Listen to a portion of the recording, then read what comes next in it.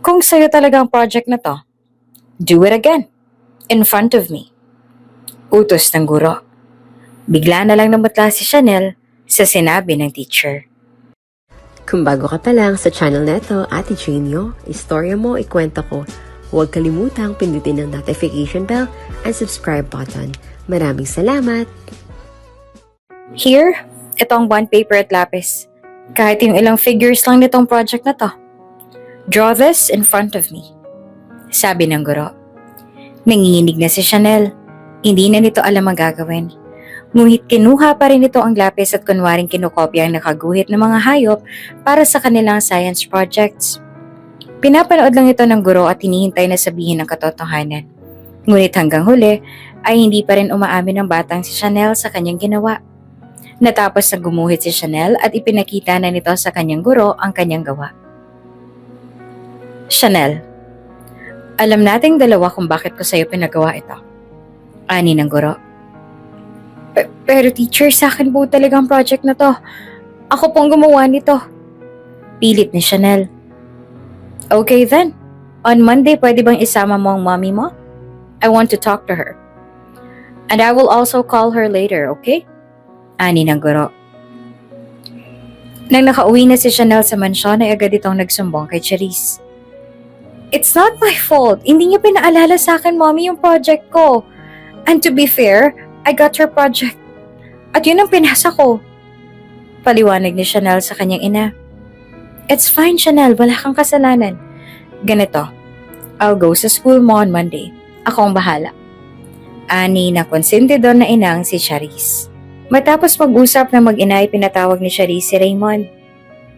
Raymond, puntahan natin ang bahay ni Naray. Bakit po, ma'am? Bakit ba nangingialam ka? Sa gusto kong puntahan ang bahay nila. Singal na sabi ni Charisse. Sumunod na lamang si Raymond at kinuha niya rin itong pagkakataon upang makausap ng personal si Charisse. Habang nasa sasakyan ng dalawa ay lakas loob na nagtanong si Raymond. Ma'am Charisse, talaga bang anak ni Sir Ivan si Chanel? Hindi ba yun sa kakambal kong si Richard? Diretsong tanong ni Raymond. Anong pinagsasasabi mo? Oo naman, anak ni Ivan si Chanel. Wala na siyang ibang ama kung hindi si Ivan lamang. Kahit ipa-DNA test natin sila? Ang sabi kasi ni Richard ay may anak kayo. At naniniwala ako sa kanya. DNA? Oo naman. Kahit pa ipa-DNA natin sila. At saka naniniwala ka sa baliw na yon? Nag-hallucinate lang siya. Never ako magkakaroon ng anak sa isang tulad niyang baliw, no? Tulad ni Chanel ay walang kasing tatag ang paninindigan ni Charisse sa kanyang mga sinasabi. Bukod doon ay wala itong kabang nararamdaman kung sakaling sabihin man ito ni Raymond kay Ivan. Dahil sino namang maniniwala sa isang driver na may kapatid na baliw.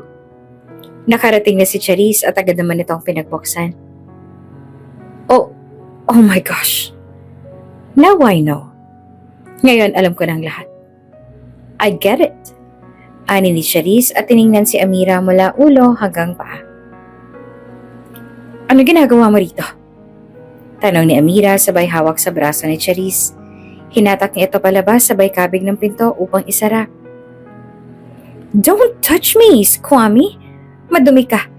Baka mahawa mo ako ng karumihan mo. Usal nito sabay palo ng mahina sa kamay ni Amira na akala mo ay may nakakahawang sakit. Napipikon man ay inisang tabiyan ni Amira. Tumupad ako sa usapan natin. 8 taon ang nakalipas. Lumayo ako. Umalis. Hindi ko kayo ginulo ni Ivan. Ngayon bakit nandito ka? Anong ginagawa mo rito? Gigil na sabi ni Amira. Ikaw ba talagang may tapang na sabihin sa akin ng mga yan? Hindi ba't ako dapat ang magtanong yan sa'yo? Bakit ba pilit mo pinagsisiksikan ng anak mo sa pamilya namin? Pakana mo siguro ang lahat ng to, no? Tama ba ako? Planado mo lahat ng to para muling angkinin si Ivan at hututan sa pamamagitan ng anak mo kung kaninong Isang malutong na sampalang dumampi sa pisngi ni Charisse. Huwag na huwag mong idadama yung anak ko rito, Charisse. Baka nakakalimutan mo. Kung hindi dahil sa paglayo ko, wala ka sa posisyon mo ngayon. Kung hindi ko iniwan si Ivan, malamang hindi na kayo kasal ngayon at nagpapakasasa sa yaman ng pamilya nila. Napahawak pa si Charisse sa kanyang pisngi sa lakas ng sampal na kanyang natamo. Charisse, wala akong balak na manira ng pamilya ng may pamilya. Ginagawa ko lang to para magkaroon ng magandang edukasyon ng anak ko. At hindi ko akalaing magkukrus ang landas ng anak ko at ni Ivan. Kung tutuusin, kayang-kaya ko namang magpakita kay Ivan ngayon eh. Hindi mo ba alam na hanggang ngayon tinatawagan niya pa rin ako? Alam naman nating dalawa na ako ang mahal ni Ivan. At kailanman, hindi na yun magbabago. Pero ako ang asawa, sagot ni Charisse. Oo, alam ko. Ikaw ang asawa. Alam ko naman kung anong lugar ko sa mundong to eh. Kaya kung ayaw mong magulo ang mundo mo, huwag mong subukang kalabanin ako. Dahil itong tinatawag mong squammy, kayang-kayang baliktarin ang mundo mo. Banta pa ni Amira. Lahat ng ito ay nasaksihan ni Raymond at napangisi na lang ito sa isang tabi. Kambal, ngayon alam ko ng katotohanan. Huwag kang mag-alala. Magkakaroon ka na rin ng hustisya sa wakas. Usal ni Raymond habang pinapanood ang dalawa. Matapos ay umalis na si Charisse at hindi naman matanggap ang mga sinabi ni Amira.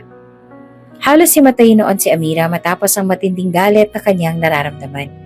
At doon din niya napagtanto na dapat ay lumaban siya para sa kanyang anak. Ngayon lang siya nagising na dapat, noon pa lang, ipinaglaban niya ng karapatan ni Rai bilang anak ni Ivan. Bukod doon ay napagtanto rin ni Amira na baka inaapi na ang kanyang anak nang hindi niya nalalaman. Bukod kasi kay Charisse ay tinawagan din ng guro si Amira upang pupuntahin si eskwelahan kina Lunes. Sinabi ng guro ang nangyari at gustong pagharapin ng dalawang magulang. Noong unay hindi niya maunawaan ngunit matapos niyang makaharap si Charisse ay naging malinaw na sa kanya ang lahat. Nay, sino po yung kumatok kanina? At saka po, bakit parang namumulang mukha ninyo? Tanong ni Rai nang makita niya nang galing sa labas ang kanyang ina. Wala. Yung nagbabagsak ng gulay yung kumatok. Tiningnan ko yung mga hango niya. At saka ang init kasi sa labas kaya ako namumula. Palusot pa ni Amira. Nakuha nitong uminom ng tubig upang kumalma. Ramdam kasi nito ang panginginig ng kanyang kalamnan dahil sa naging engkwento na ran ni Charisse.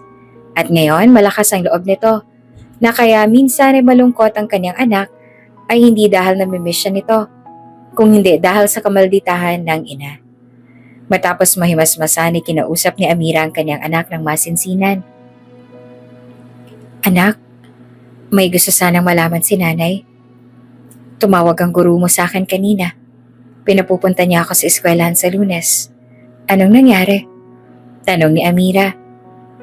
Nay, kasi po, hindi po ako nakapagpasa ng project nitong nakaraan dahil bigla na lang pong nawala yung project ko. Nakayukong sabi ni Rai. Iyon ang alam ni Rai na dahilan kung bakit ipinatawag ng guro ang kanyang nanay. Pero nakagawa ka naman, diba? At alam mo kung nakanino yung project mo. Sunod na tanong ni Amira. Hindi na nagsalita si Rai at nakatitig lang sa kanyang ina. Anak, yung totoo. Anong trato sa'yo ni Charisse at ng anak niya? Sabihin mo yung totoo. Kasi anak ko, nahihirapan ka na doon, babawiin na kita. Haharapin ni nanay ang mga taong yon. Mabawi ka lang. Okay lang na ako lang ang magdusa. Huwag ka lang madamay sa gulo ng nakaraan. Umiiyak na sabi ni Amira. Nay? Napayakap si Rai sa kanyang ina. Nay, ayoko na po doon. Kahit po masarap ang pagkain doon. Malambot ang kama. Malaki ang kwarto, malungkot po ako doon. Palagi po akong tinatakot na siya na napapalayasin. Palagi po akong sinasabihan ni Ma'am Charisse na hindi ako nababagay sa lugar nila. Ayoko na pong bumalik doon, Nay. Ayoko na po doon. Umiiyak na sabi ni Rai. Niyapos ng kanyang ina ang musmos na bata. Oh, anak, hindi na kita ibabalik doon. Patawarin mo ako, anak ko, natakot ako. Naging mahina. Pero ngayon, anak, pangako, haharapin ko na sila. at poprotektahan kita. Usal ni Amira. Babaeng yon? Humanda sa akin ng batang yun pagbalik niya ng bahay. I'm going to make her life like hell. Gigil na sabi ni Charisse. Napangisi si Raymond at nakita ito ni Charisse sa pamamagitan ng front mirror. Anong iningisi-ngisi mo dyan? Wala po, ma'am. Ani ni Raymond at itinikom ang kanyang labi. Pero hindi na ako makakapaya na may isang buhay na naman ang masira dahil sa kasakiman mo, Charisse. Ngayon, kami naman ang gaganti sa lahat ng ginawa mo sa amin. Lalo na sa kuya ko. Usal ni Raymond sa kanyang sarili. Matapos makauwi ay aburidong pumanhik si Charisse.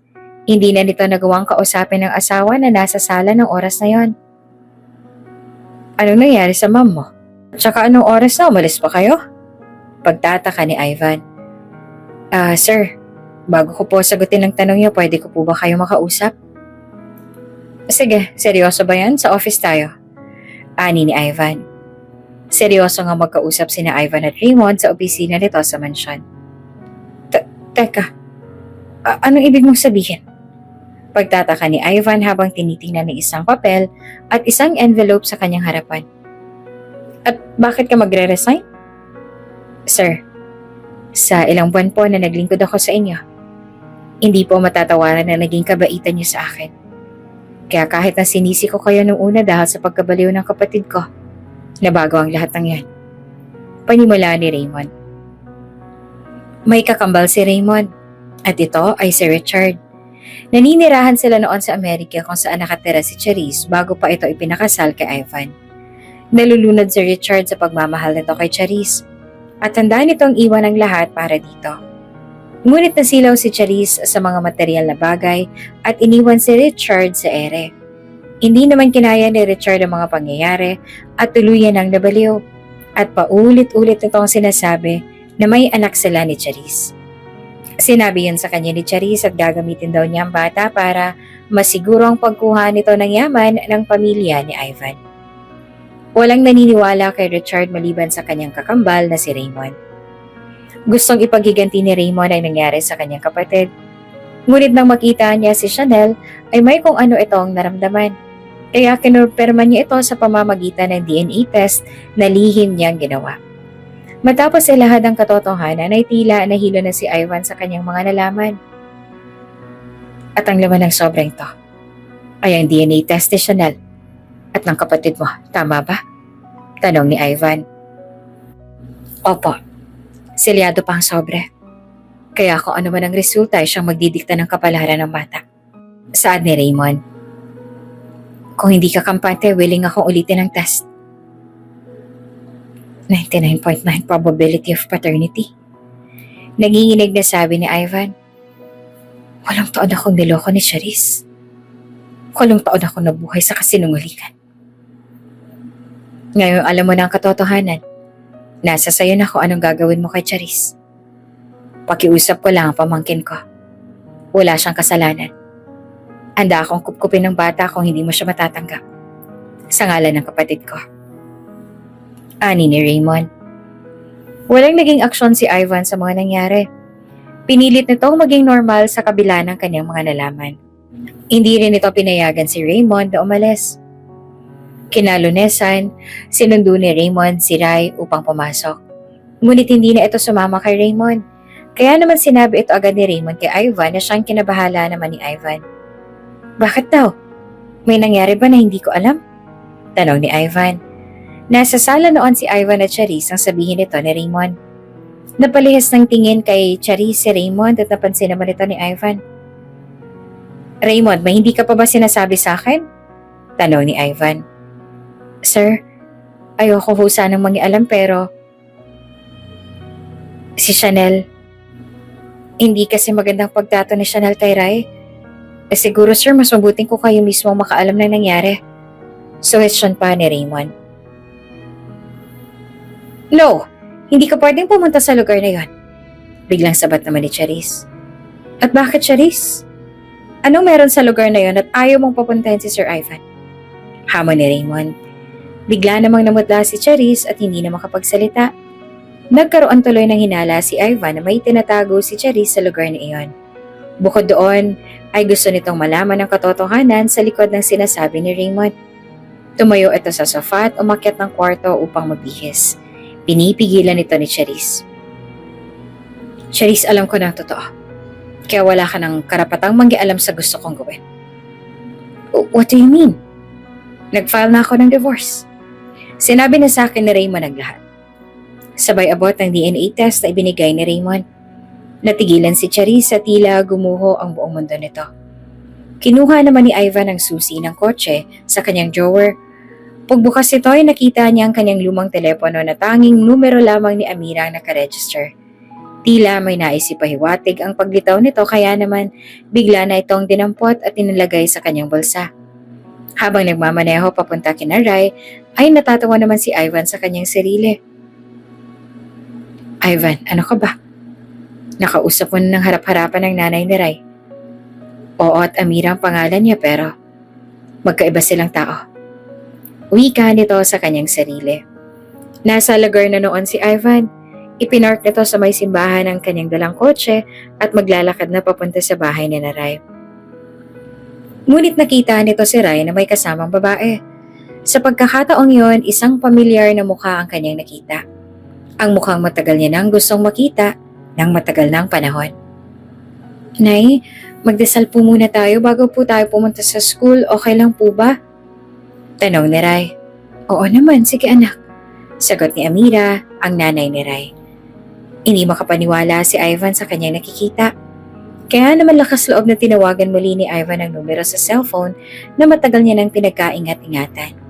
Kahit na lumang modelo ito at pwede nang ipamato sa piko, ay hindi niya ipagpapalit ito sa kahit anong high-tech na cellphone ngayon. Nandito kasi ang lahat ng alaala ng kanyang pinakamamahal na si Amira. Nasa inbox ng cellphone ang mga palitan nila ng mensahe. At nandoon din ang huling mensahe sa kanya ni Amira bago pa sila maghiwalay ng landas. Iisang numero lang din ang nakasave sa cellphone na yon, at iyon ay ang numero ni Amira. Pinindot na ni Ivan ang call button ng sabay tinanaw ang babae sa kanyang harapan na nakatalikod naman ngayon sa kanya. Hindi kalayuan ang babaeng yon at kasama nito si Rai, ang batang babaeng kanyang nais ampunin. Please, sagutin mo. Alam kong ikaw yan, Amira. Wika nito habang nagbabadya ng pumatak ang mga luha nito sa kanyang mga mata. Tumunog ang telepono sa bulsa ni Amira bago pa man sila pumasok ng simbahan. Nay, may tumatawag po sa cellphone niyo. Hindi niyo po ba sasagutin? Tanong ni Rai. Gumuhit ang isang maliit na ngiti sa labi ni Amira. Oo, Rai. Sa pagkakataong to, sasagutin ko na ang tawag. Nilabasan ni Amira ang cellphone. Nanlaki ang mga mata ni Rai dahil yun ang cellphone na nasa kanilang tokador at unang beses niya itong makitang ginamit ng kanyang nanay. Hello? Ivan? Wika ni Amira. Amira, nandito ako sa likod ninyo. Tura ni Ivan na hindi naman napigilan ang pagpatak ng kanyang mga luha. Nang oras na yon, ay muling nagkita ang dalawa. Noong una hindi maintindihan ni Rai ang mga nangyayari dahil walang ginawa si Amira kung hindi ang umiyak ng umiyak. Hanggang sa sinabi na nito ang buong katotohanan. Natatakot ako magalit ka sa akin, Rai. At ikaw rin, Ivan. Hindi naman ako umaasa nung papaniwalaan mo kung ikaw ang ama ni Rai dahil pinagbubuntis ko na siya nung umalis ako. Uwi ka ni Amira. Niapos lang ni Ivan si Amira at saka nagbika ng, Amira, mahal ko. Kahit anong sabihin mo, ikaw at ikaw lang ang paniniwalaan ko. At masaya ako nakita na tayo muli. Kumalas ito sa pagkakayakap kay Amira at binalingan ng tingin si Rai. Salamat, Rai, dahil dumating ka sa buhay namin ng nanay mo. Pasensya ka na kung wala si tatay sa paglaki mo, ha? Pero pangako, hindi ko na kayo iiwan. Mahal na mahal kita, anak. Matapos ang muling magkita ng dalawa, hinarap na nila si Charisse. Inasikaso ang divorce upang maging malaya na si Ivan. Walang mapaglagyan ng kahihiyan si Charisse dahil sa kanyang ginawa, gayon din si Chanel. Ngunit sa kabila ng lahat ay tinanggap sila ni Raymond sa ngalan ng kanyang kakambal. Nang makalaya na si Ivan kay Charisse ay nagpakasal naman sina Ivan at Amira. at naging isang masaya silang pamilya. Kung bago ka pa lang sa channel neto, Ate Genio, istorya mo, ikwento ko. Huwag kalimutang pindutin ang notification bell and subscribe button. Maraming salamat!